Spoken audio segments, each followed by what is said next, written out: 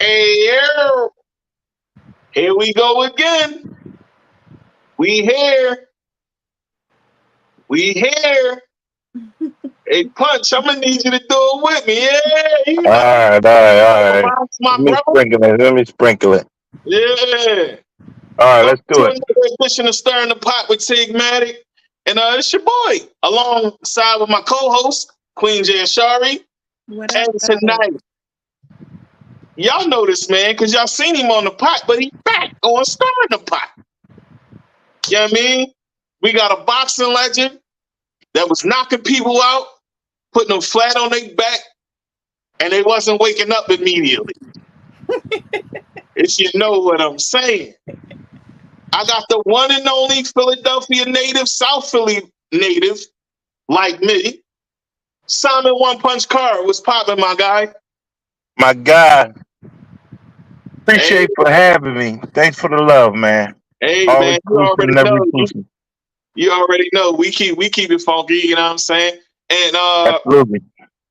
I gained a great friend with this guy right here, folks. For those that don't know, and we're building a relationship, and this is my guy. And it was only right that I bring him on Stirring the Pot because on the pot we unpacked a lot, but we didn't unpack enough.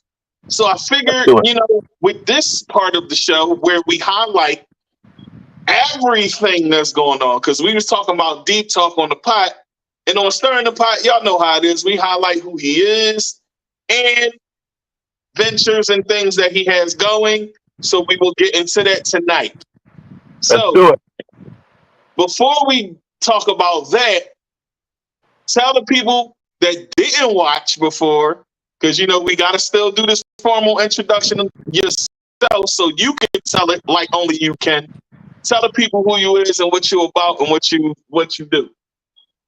Simon One Punch called Mr. Everywhere when you never there. Why would I ever care? I'll tell you why. My why is different. So I'm a boxing extraordinaire. I'm a philanthropist. I'm a business owner. And I'm a community organizer all in one. Hey, So That's hey, dope. y'all hear me? That's dope. Yeah, that's definitely dope. So you know what I'm saying, Queen. Since this your first time meeting One Punch, I'm gonna let you start it off. So, what made you become a philanthropist? just to give back, just the experiences that I went through in my life, man. I went through a lot of experience early on in my life, trials and tribulations, and I understood that later on, when I look back in hindsight, it was imperative that I give back and shape some of these minds that was lost. Like me. It's a lot of um, questions and answers. You go through in life, and if nobody really don't tell you, you'll just be lost. And this is what we see in today's society. A lot of lost souls because they don't have prevalent answers. And since nobody's tackling the major issues, then it leads to um, crime and a lot of different things like mayhem. Absolutely, absolutely. So tell the people a bit about what you got booming right now in the moment. You know what I mean? Tell the people a bit. So boxing was a big vehicle that really got me off the street. I started boxing at the age of 12, Mm-hmm. and through that vehicle, it took me all over the world. But had it not been for that vehicle at 12, I'd probably be one of them typical kids on the street corner. And so I'm very grateful for that. So behind that, now, why it's the summer months, we have a summer boot camp for the kids, and we have a summer boxing program. So that's ran by me. I teach like a master class. I got other trainers that help the kids on the one-on-one and build them up to the master class. So I think it's cool. I think it's definitely imperative that's needed because a lot of these kids don't have guidance and they lack the discipline. So Right. that's where my portion, and that's where I come in involved in. So we teach them conflict resolution, in terms of how to adapt and respond to social and emotional skills, as well as putting some of this nervous energy to use Right. properly. Oh man, that's dope. So what would you say about is the like the typical amount of kids in the class? Like, But now we're dealing with 2025. It fluctuates. Because like a lot of these kids, the parents is they try to get them, as well as the camp. Of course, is very imperative because parents got to work, but also they try to get like the vacation time in, so it fluctuates, and then the kids come full throttle in like August, and then that'll kick start them right into school year. So I mean, they feel good, they have confidence. It's a confidence builder. They're able to adapt and respond real well, and then that same behavior transfers into the school year. So I mean, the parents are receptive of it. And I appreciate it, and so do they.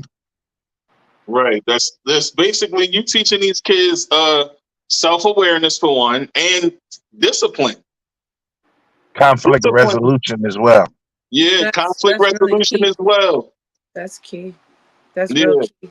Because So there's a lot of people out here that just don't have self control, and Yeah, if they knew how sometimes just by not saying anything can kill a whole situation, and that comes with conflict resolution. I mean, I took up boxing, go to go boxing as well as taekwondo and tai chi, so I definitely reflect with that. yeah, that's dope. that's dope. So So what's the next question, Queen? So if boxing hadn't become your why, what else do you think that you would be doing outside of boxing? I don't really know. You know what? That's an interesting question because it kind of actually found me. And when I say that, it's a true statement because I was always fighting. I was always getting suspended from school. I was always, they had their problems early on. They just kind of just like label your problem child. Um, um, you have, problems, and what's the other answer? What was the other label they would put on you? Um, doesn't work well with others and all those things. And they was, they Uncooperative. was Right. yeah, they was quick to diagnose you early on, and in the 90s, and different things and behavior problems, and then next thing you know, that leads to, sometimes if you don't have strong guidance of parents, that leads to either the medication because they want to check, or they go leads to, you know um the group homes, or even on the prison. Yeah, So I was a product of the group home system. I was in St. Francis. yeah, I they'll send you away quick. got They kicked out of oh, Vision wait a minute, huh? I got kicked out of Vision and Sleep. See that? So, You know what I mean? and then ultimately, that's the key, and that's how they early on they had places for that, because we didn't know, as African Americans, of course, they were getting funding for us. Oh no, Right. put them in the system. Oh no, they need this, and they was getting funded for medication. Give them Ritalin. Give them this. All these things we ran late on, but early on we was crash course dummies. So they Right. was like, they was pushing it on to our parents and our family members, and yeah, this is to be good for your child, and they were getting checks behind the scenes, behind the scenes.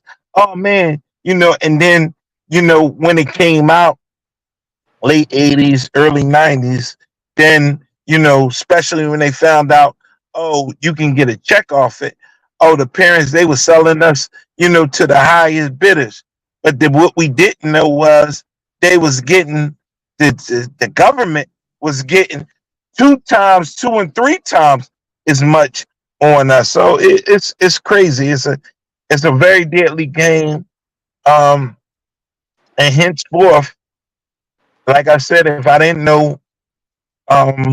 if I didn't find boxing and my uncle suggests that I go to a boxing gym at an early age, I don't know what I would have been doing, honestly. That's a great response, man. So for those that know, it's good, but for those that don't know, tell people a bit about, you know, what it was like for you, you know what I'm saying, training to become this athlete to go on to be a professional. Tell the people a bit about that, because we didn't really we got into it a little bit, but you know, we were talking about the deep stuff and the other part of it. So tell people a bit about that more, because that's what I wanted to do. And you know, we already talked about that because we needed to unpack that. You know what I'm saying? Let's Yeah, get of course. So the hard work, of course, is always hard work, but it also starts with a vision, of course. And I remember being, I think, 12 to 13 years old, embarking on a journey as being a boxer. And then once I got into boxing and got serious, I realized that, I was evolving. And of course, you should have a vision. So I remember telling my grandma, where do you want to live? Pick a house, pick a home. And she was like, I love my home. I said, no, grandma, I'm going to buy you your biggest home, any right, type of vision. right. And I had that vision. It's like, well, maybe I'll come and visit. And I said, pick it anywhere. So I think it's important for children and people of like minds to have a starting point of a goal. And that was a vision that I got up to. Later on we learn about, of course, the focus boards and ideas. If you have a vision in your mind, you should always look at it. Either a car, Absolutely. because for real, your mind is the manifestation of what it sees, it adapts and it becomes. Amen. And so I every day I worked hard. And that's why it's important for you, one, to have a mirror in the house, have a mirror in the room, have a mirror downstairs, because sometimes we often have to look at ourselves. And it's just not for vanity purposes. It's just really have an internal conversation with one, to always to adapt and to say, well, hey, am I doing everything that I said I was going to do? Am I on the right path? You should look at yourself. You should always look at your physique. You know what I mean? Women as well. Damn, this is what, because your true self is going to say, wow, um, maybe I need to get back in the gym. Maybe I need to work as hard. So you should be honest with yourself. And if you are honest with yourself, you'll correct those things.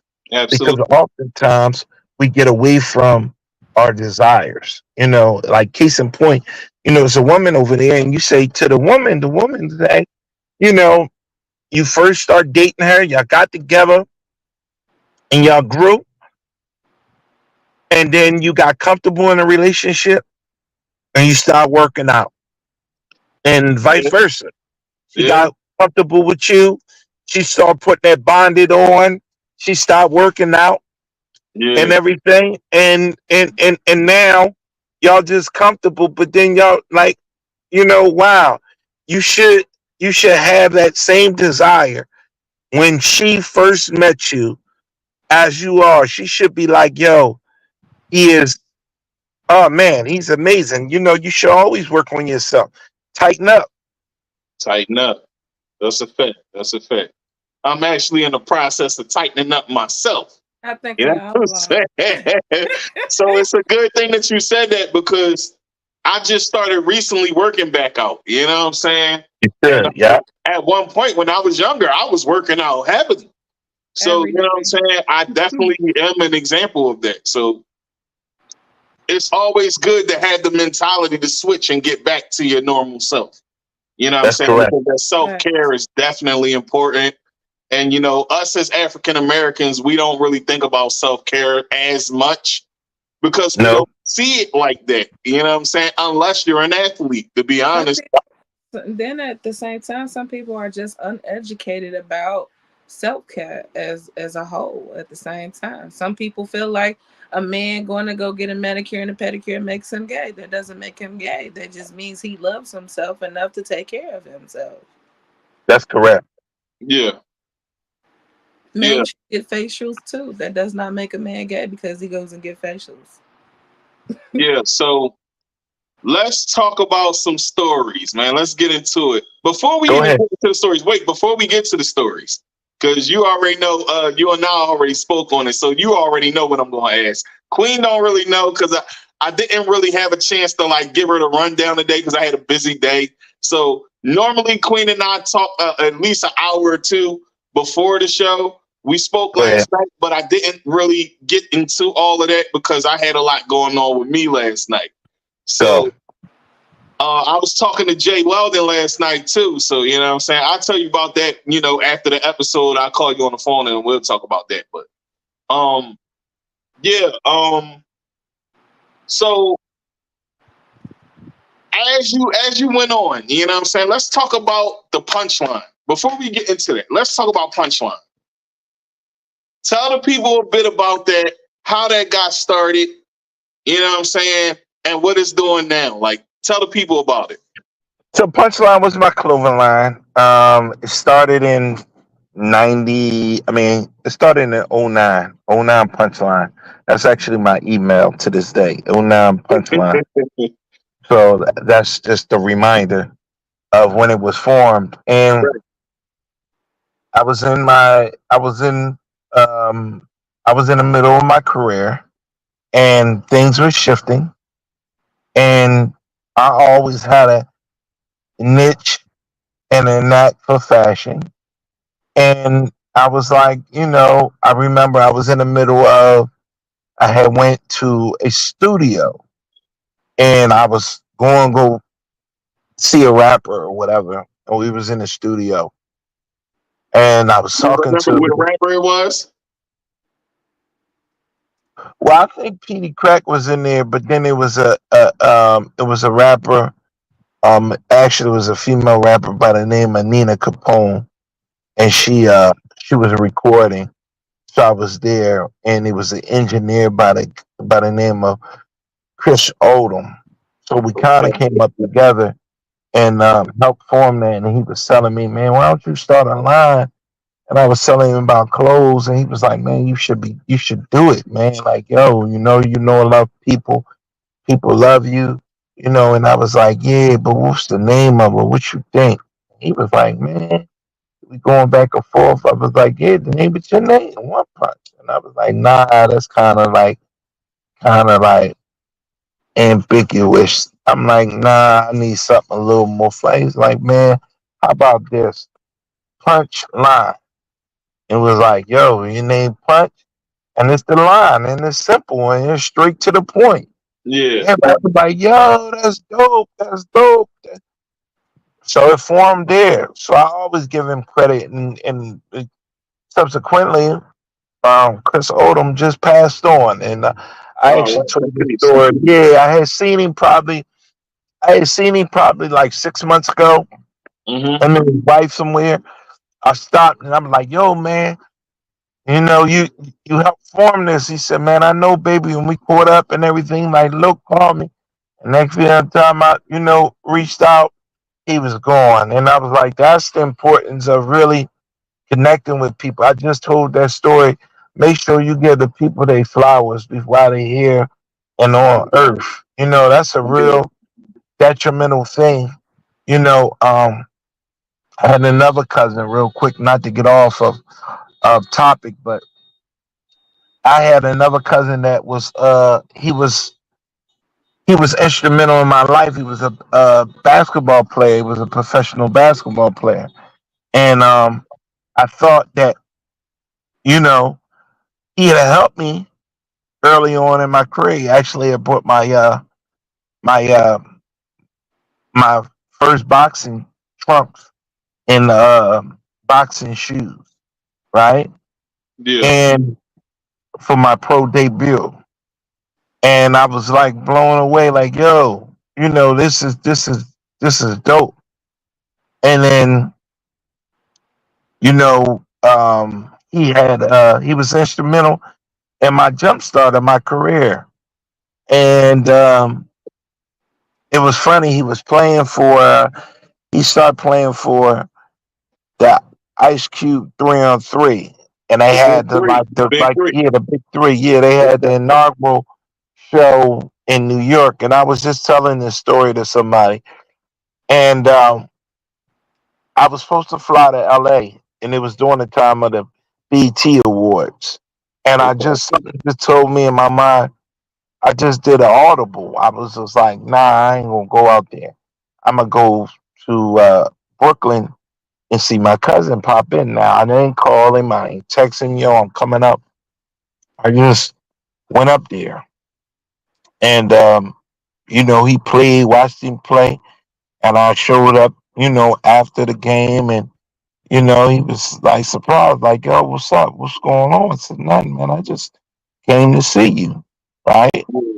And you know, it was somebody else there, so we went to dinner, and then after dinner, he was like, well, you need me to get your room because we was at dinner and it was getting late.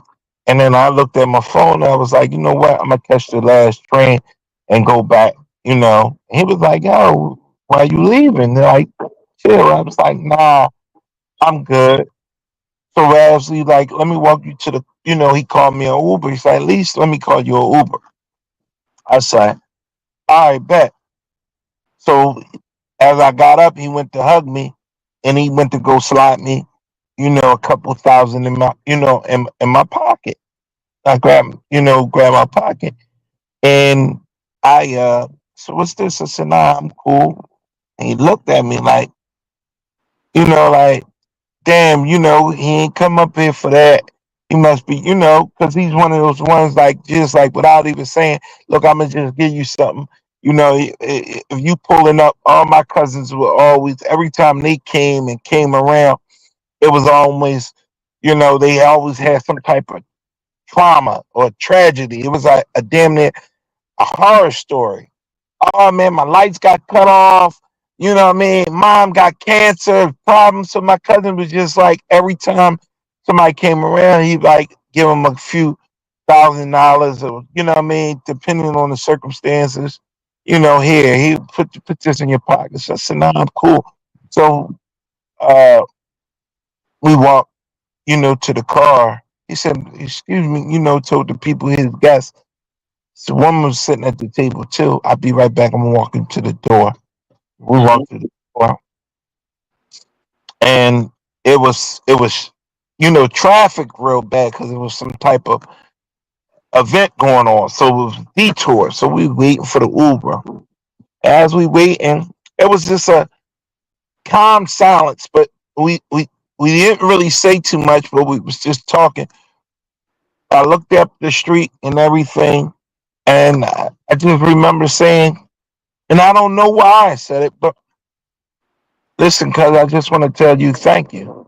And he was like, huh? What you mean?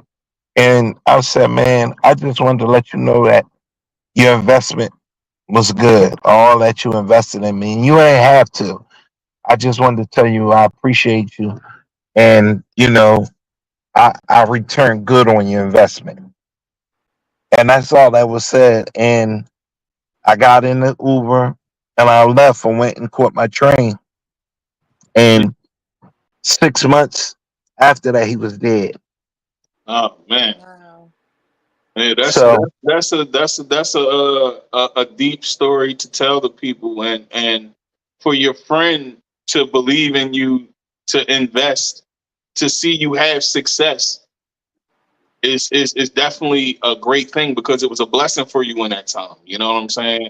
Yeah. And that's definitely dope within itself because you made good with the return on that. You know what I'm saying? Yeah. Every day I'm paying back on that investment. I tell him that in the sky. You know what I mean? When I sit on the edge of the bed, I just be like, yo, I'm paying you back, man. You know, every day. Wait, you got a question? What do you have going on currently? So what I've got going on currently, we just opened up a restaurant, OMG Hot Chicken, uh, in Philadelphia. I'm part owner in that, and we're getting ready to launch two more locations. The first location drawed about 5,000 people. We was able to feed the community. It was a safe haven for kids. It was we had DJs, a couple rappers come out, moon bouncers. We gave away some giveaways. Everybody in the community was happy. That's just to let them know that we there. We just not taking any money. We invested in our own. So that was a good thing. That just kicked off Memorial Day weekend. And then, like I said, in the next 2 weeks, we're going to open up the second location on Temple campus when the kids come back, to school, and hopefully that draw just amount of the same people or more. And then have my boxing camp, summer camp for the kids. And I'm currently, from a personal aspect, working on my merch line for everywhere for my and fall and winter collection. And hopefully I can write this memoir that I've been talking about for so long. Yeah, that's my plans for my next 6 months. So what you naming the memoir? Everywhere. Everywhere. They Mhm. never. Yeah. Speaking of which, that leads right into the segment of story time, like I was saying. You know what I'm saying? Go ahead. Punch already knew this, folks. For those that don't know, me and Punch, we talk. So you know what I'm saying? Punch is a realist. That's as real as I can say it. He's a realist. He's gonna give it to you as real as it is. And he's gonna give you some wisdom about life, because he lives an extraordinary life. You know what I'm saying? So he's gonna tell you some things that you might not know about and how it goes. But the thing that I love most is story time. So when me and Punch talk, we talk about some stories about, things from the past. And one of the questions that I'm gonna ask for y'all is tell people about the relationship with Big, man. Like, what was that like? You know what I'm saying? And tell the people about any other person that was around at that in that time. So let's get into that, man. Wow, a lot of people have asked that question. I was saving that actually for the book, but I'll give you a little tidbit on that. Um, I met Big, the Notorious. Um, I felt like in 94, 95. Mm-hmm. So at that time, I believe I was probably about 14 years old. I was. So 14 going on 15. Um, I met Big, and Big was just coming out. And a lot of people don't know that Philadelphia is one of his powerful markets, that received him. He constantly came. That was one of the places that booked him the most. And it was really a good thing. They showed him major love. And so I knew two of the promoters that his first promoters that was booking him. And shit, at that time, they didn't have a stigma of, yo, you did one show, you can't come for another 30 days. Wherever was a check, he was coming. So So Biggie was about that money.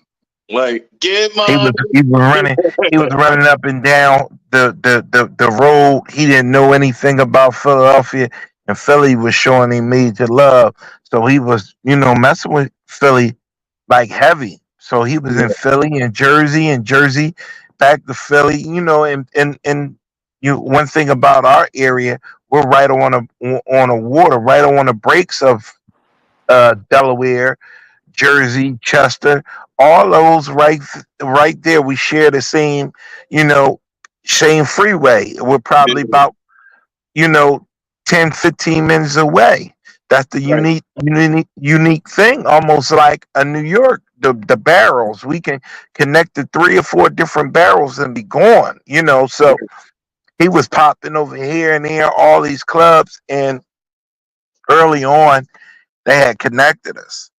And I was one of the ones that instrumentally put him on to a Philly cheesesteak. Like yeah, he was. I mean, and Big loved it. He was like, "Yo, what's this money?" Like, "Yo," and he was like, "Man, blown away." So he was coming up to Philly, and quite often. And one night, it was a spot called the Red Zone, yeah, um, and that was on 30th and Chestnut. And Big came. Well, Big came before, maybe about a month or two before they came and did the movie. They shot the movie, The Show, here at the Armory. So I was there for that, and they were showing, So Big was like, "Yo, I'm running around with him and Junior Mafia, Little C's, and Puff. Mace wasn't even around at this time. Mace, I got introduced to Mace through Big, and and so the next probably like a month or two next, I was in an accident. I had a motorcycle. I was driving a motorcycle and somebody hit me, and I was walking around like the mummy with a bottle of Percocets in my back pocket, and both of my hands was wrapped up, and I had one bottle. I had a bottle of water in one back pocket, and I had a bottle of Percocets in the other back pocket, and both of my hands was wrapped up in bandages.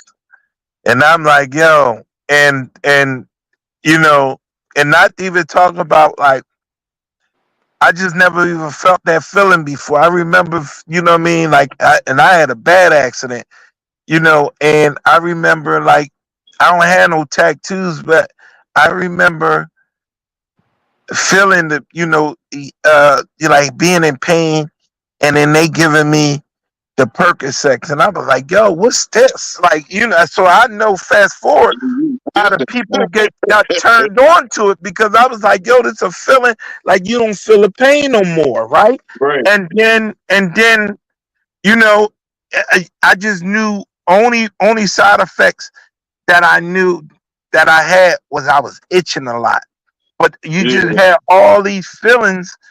It was like a real good feeling, and you just didn't have no pain. So now I know, henceforth, I was like, yo, and I was telling people, like early 2000s, yo, man, I was saying, if I was going to get a whole tattoo or my sleeve done, I'm going to just take one of them Percocets and get my sleeve done, because I was like, yo, this the only thing that can really numb the pain.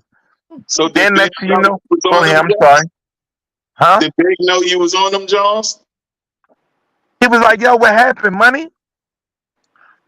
And I was walking around, and he was like, what happened? I was like, yo, I got hit on a motorcycle. He's like, oh, word. He said, man, I don't get on them joints. I was like, yeah. But anyway, back to the story. He was performing, him and Puff, and they was like, yo, where the honeys at? Where the honeys at? It's like, I'm like, Big. I was like, I was like, I was like, I said, I know some. He said, man, yo, go get the honeys. So I said, all right. So I'm backstage and I come out, and it was a couple girls standing right there, and they were friends of my sister. they went to high school, and my sister went to Catholic school. So they was like, "They go Simon, Simon, hey, Simon. That's Tammy, little brother." And the girls was Jan and Tiffany. I was like, "Hey, Tiff." Fast forward, Tiffany was Charlie Baltimore. So they like, we trying to get backstage. I took them backstage, and I hooked her up with Big. So That's I what was you thought. instrumental in that connection. Mm. So that's the everywhere exclusive. That's what I'm saving for my book, because that I was instrumental in that connection. Hey, so did Faith give you any blowback over that? Who? Faith. No, because she never knew I was a kid. I seen Faith. Later on, me and Faith, got real cool, but she never knew that I was instrumental in that connection. But then next thing you know, Big started coming up to Philly. And so Big, Tiff lived in my neighborhood. She had an apartment on 4th and Queen, and that's 2 blocks from South Street. Right. So Big had just copped a cherry red Land Cruiser, and he would come up to Philly, drive up to Philly. Yeah. So one day while they was driving, him and Lil C's, or they got into a argument, I think, with him and Kim, and he had a car accident, and it was real bad. He banged up his Land Cruiser, and he came to Philly. He was in the cast. He was in the hospital for a couple weeks, and he left and came to Philly. So he was just in Philly trying to get himself together, heal Yeah. up, and he wasn't doing no music or nothing. He was just healing, and he was in Philly. So I had Yeah. enough time to really kick it with him and see him. He was going out, doing different things, trying to, but he was on a cane and all that. But Yeah. yeah, that's one of the stories that I have of Notorious. Go ahead, R.I.P. Queen. It's on you. Were you ever like I know everybody's saying this no Diddy thing, but were you ever at a Diddy party? Well, I was around Diddy early on. I don't think Diddy never had those tendencies at that time. I was around Diddy from the beginning, like, and then later on being around Diddy later on, but Diddy never possessed that. Of course, to me or anybody, none of that. Like that was later. I think when you first get into the industry, if ever, right? I Right. think you're grounded by the fact of the go period, of the struggle, of the hustle, right? So I met the hustle in Diddy, the beginning portion. I was in the beginning phases. Later on, the success and Big dying and all that, I was removed from that. I didn't.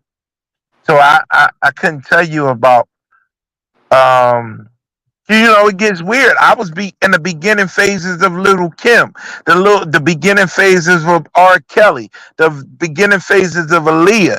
So the Little Kim, I got pictures of me and Kim before she had any work done, before she went under the knife, before the hundreds of thousands of dollars of Percocets, of changing your nose and the skin bleaching. I know the real Little Kim, the Kimberly Jones from the beginning, Right. the one that's laying on the bear. Nice. Nice. Yeah, so I think those memories and those times are the beginning. Like when you asked me about Jay, I got the beginning Sean Carter. I don't have the ones when he got the dreads. And if So anybody asks tell me the that, people a bit about that. You know what I'm saying? Because not many people been around Jay and could say that they know Jay. Tell people what that was like, what he was like then, and also uh tell the people a bit about how you got to be around him as well. You know what I'm saying? Like break one it of down a Jay's bit. first shows, one of Jay's first shows was in Philadelphia. All of them was breaking breaking in Philadelphia. One of his first duo shows he did with him and Foxy Brown, Ain't No Nigga, he came to Philadelphia and performed at Ain't no Club N-word. Lumberjack. And then he came back less than less than a month later, 3 weeks later, and he performed solely. Foxy went with him. Everybody like, where Foxy? I don't know. Foxy had Blue. She was gone. Like Yeah, Foxy was, when Foxy first came out, this was the market, right? And then Jay right. came, he performed. He performed with her, and I got pictures from the beginning Yeah, and the true E Hollywood story.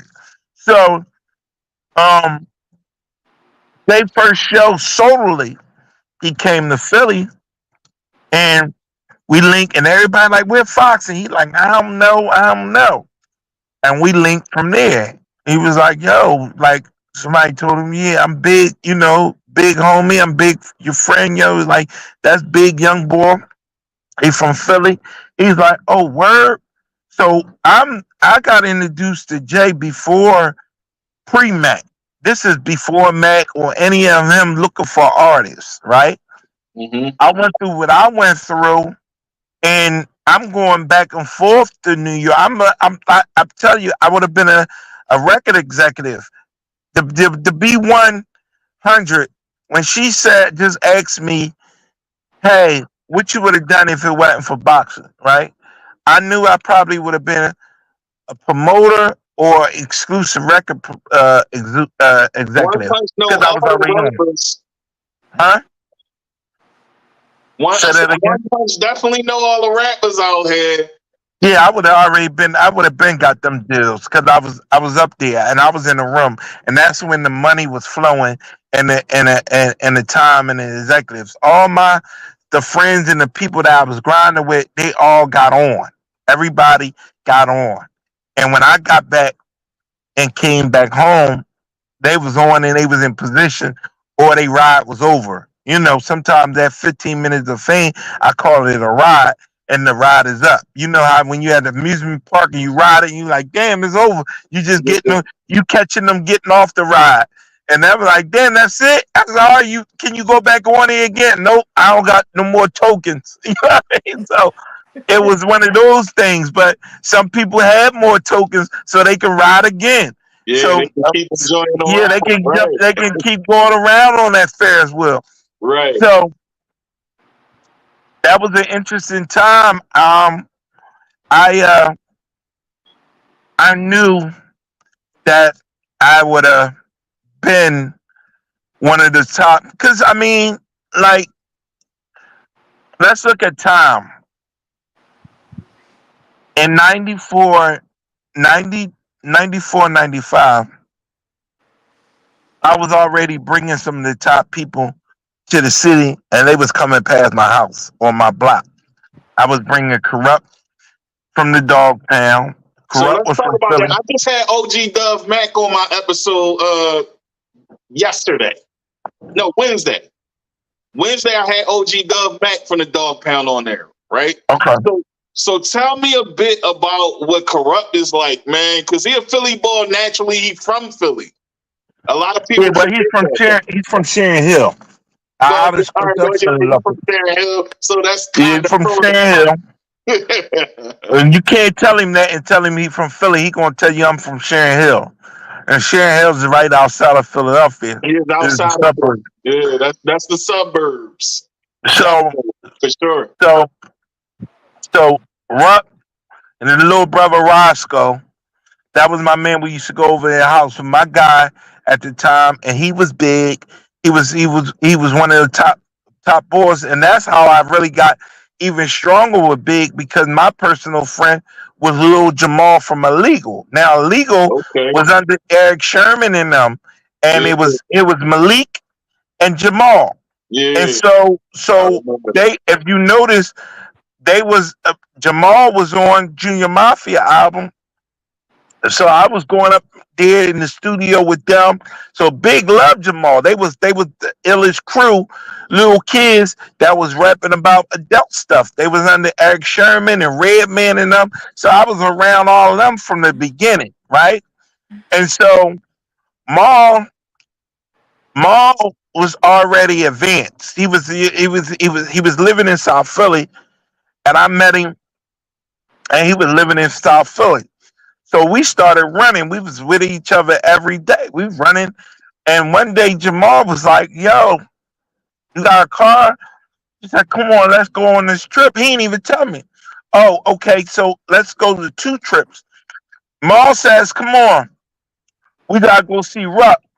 I don't know who he's talking about. Yeah. We go, we jumped in the car, we ride to Sharon Hill. Right. Bang on his door. He said, come on. I pull up. Jamal jump out the car, go bang on the door. He's like, come on. I turn the car on, I come in. We bang on the door, Corrupt come on, open the door. Right. And we go, what up?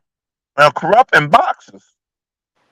And no shirt on. He got slippers. He's like, what you doing? Nothing. He's like, yo, just one point. He introduced us. Yo, what up, money? They were like, man, he next up. He's going to be champ. So he said, Corrupt said, he said, well, damn, what you doing? He said, man, nothing. I got Ings upstairs. I don't know who he talking about. He says, Ings. Maul said, hold up, and run up the steps. Wall running in the room. She said, stop, Jamal. They come down. Maul, Corrupt like, yo, Maul, what you doing? And he come out laughing. So I don't think that I'm standing downstairs talking to Corrupt. Corrupt Right. like, damn. Yo, Ings, come downstairs.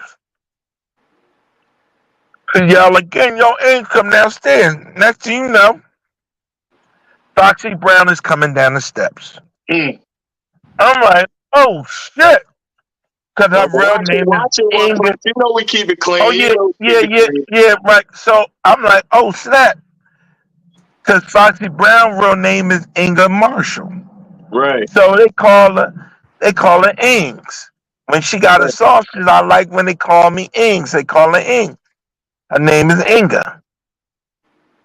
So I'm like, dang, that's Foxy. At this time, she at the height of her career. Yeah. She only got a baby tee on. Damn near no panties. I'm looking like, whoa. I felt like what's his name? Tony Montana when he was at the bottom and the elevator was coming down with the girl coming down the steps. After he watching her getting off the elevator. Who is that? So I see that chocolate thing, and she damn near in a teddy. I'm ready to faint. Like, oh man. So this is real. I'm around that in the beginning of the phase. Yeah. So that was one story. And the second story is one day, same Jamal. Jamal said, come on, we gotta go somewhere. We gotta go see somebody. Man, we gassed up the car. He said, I drive. I said, Mom, man, we jumped in. It was my car. I had a station wagon. I had the celebrity wagons. I had like Momos on it. Yeah, the celebrity wagon is the best. It was big in our neighborhood. Yeah, with system in the back. So yeah. Mom said, power this up. You know, gas was only one something, 179 or some stuff like that. We gassed up the gas. I fell asleep in the passenger side. We're on 95. I fell asleep. I wake up. We damn near, 100 miles out from Atlanta. We go to Atlanta. We ride all the way to Atlanta. We kids. We ride all the way to Atlanta, and we go to see Left Eye. Mm. We see Left Eye. We go to Andre Rising in them house they mansion. He wasn't there at the time. We see Left Eye. She loved Jamal. Jamal introduced me to um Chili, because at the time, what's the guy? Rico. That's who Chili Baby Father and all them introduced me to all them. And then they introduced me to Monica. Okay. Monica, Usher, all of them. This is when Atlanta would get ready, just get on. This is 94, 95, right? About a year and a half before the Olympics. And everybody just moved down to Atlanta. So he running around and they like, Lisa loved Jamal. She like, what you gonna do? She trying to tell him about his career and get back in and, cause he a kid. So he, like I'm learning, I'm showing him about the boxing business, right? But Yeah. I'm just equally important because he's teaching me about the music business. So I've been around this since I was a kid. I mean, not just seeing it on TV, the seasoned side. So um, we stay out there for 2, 3 days. Mind you, we don't have no clothes, no nothing. We just moving around, just going to studio. I'm with him, like, yo. And they showing us Major Love. We get back, and, you know, Jamal's coming to the crib. Corrupt is coming to the crib. This is what I'm saying. I had these from early on.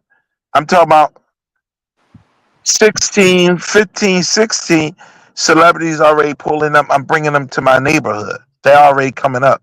Big is in Philly. Big is coming, calling me. Uh, Big got little C's in them. Mason sleeping on the floor at Tiff crib. Tiff is Charlie Baltimore. Right. I go away for a decade. I come back, and now they're superstars. So imagine how I feel. It's like, yo, what happened? Yo, tell me about this. Tell me about that.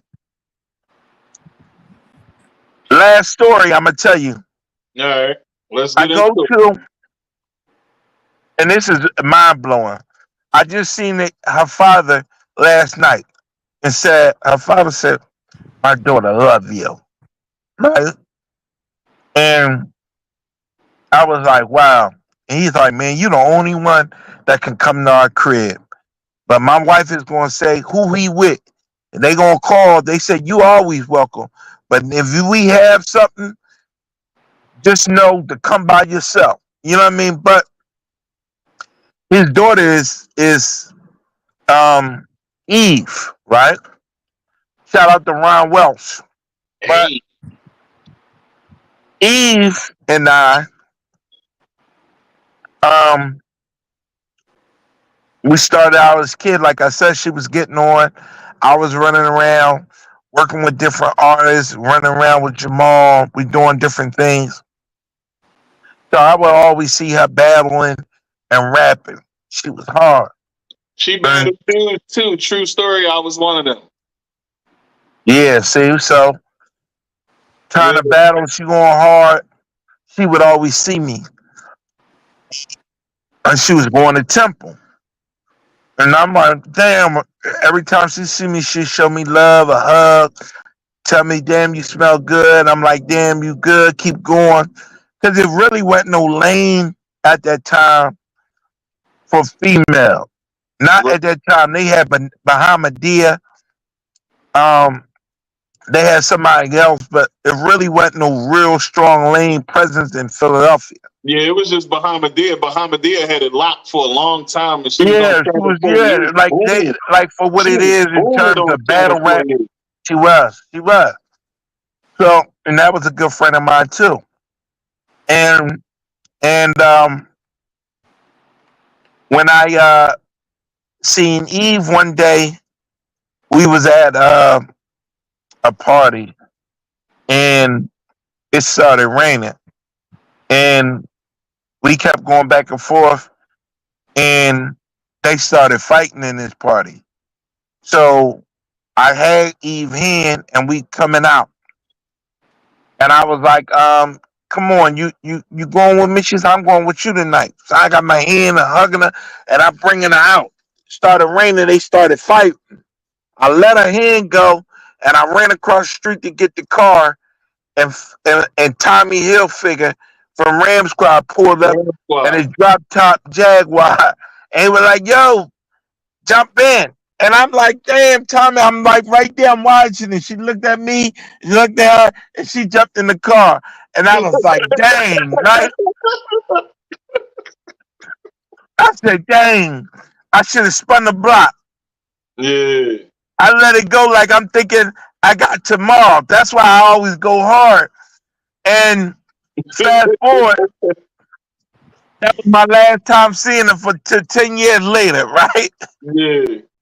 So the crazy thing is, I got locked up, and it set me back, right?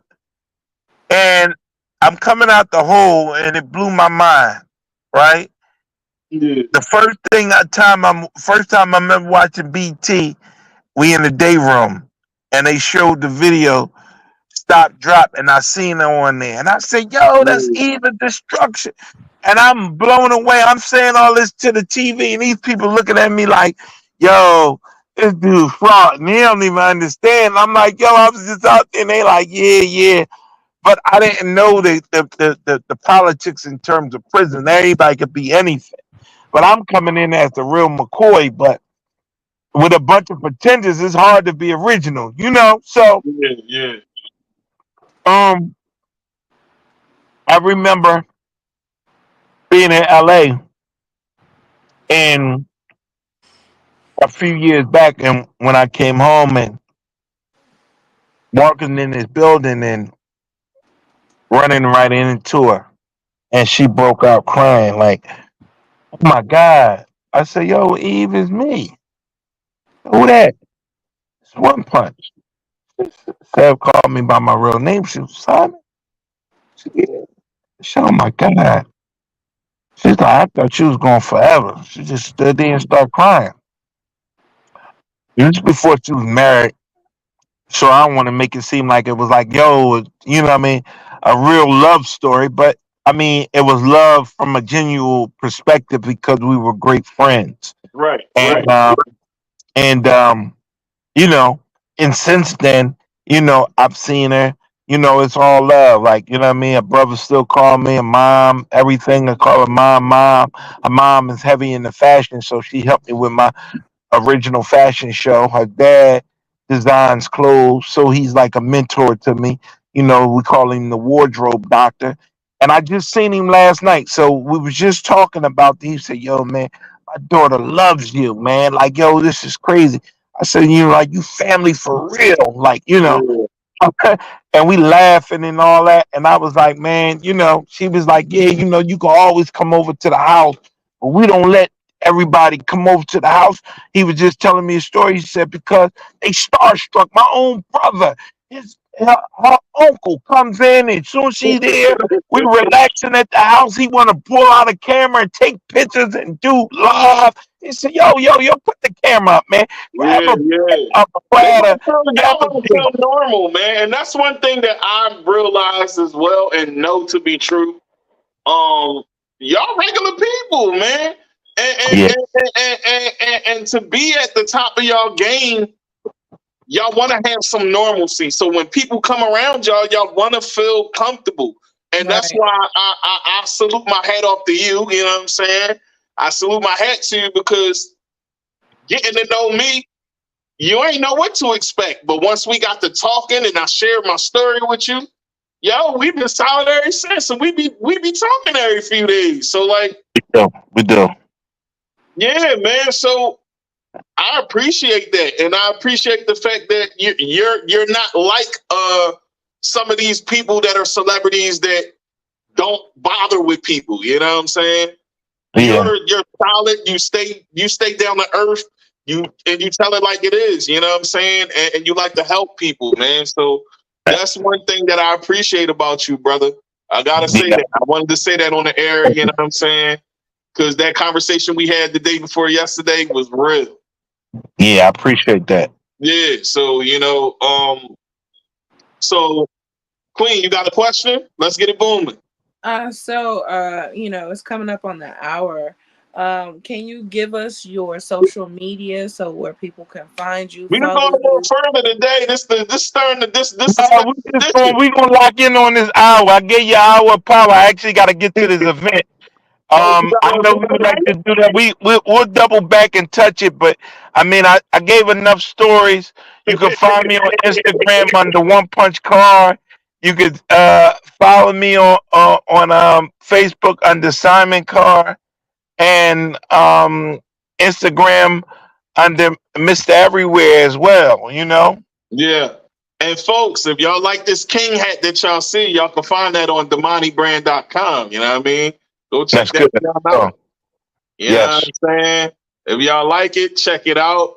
They got a whole bunch of stuff on there. You know what I'm saying? That's the logo right there, DamaniBrand.com. Y'all can check it out. They I love booming over there. But yeah, man, it's always a pleasure to have you on, Punch. You know that, you know what I'm it. saying? Players meet and the players. Nice meeting you too. Nice meeting you as So, well. Yeah. yeah, I know it's coming up to the hour, but I mean, I thought, we covered a lot of ground. I mean, we can always come back and see, I could always jump back in the pot, Hey, at a you later already date. know I you're an alumni over here, man. You're more than welcome. Anytime you tell me you want to come on, whatever venue, whatever you got booming, you want to talk about it real quick, even if it's a quick 10 minutes, 15 minutes, we can do yeah, it. You know what I'm saying? Whatever yeah. way you want to do it. And you my guy, so you already know it is what it is. You know what I'm saying? Exclusive, never reclusive. Let's do it. Yeah, all day. You know what I mean? So Punch, man, thank you for coming on. And folks, you was tuning in. You know what I'm saying? Y'all know what it is. We booming. We stirring the Stir the pot. pot. Let's go. I'm Tigmatic, Queen Jay Ashari, Simon One Punch Carr. Hey, And we peace. out. Peace. Yeah, that was dope.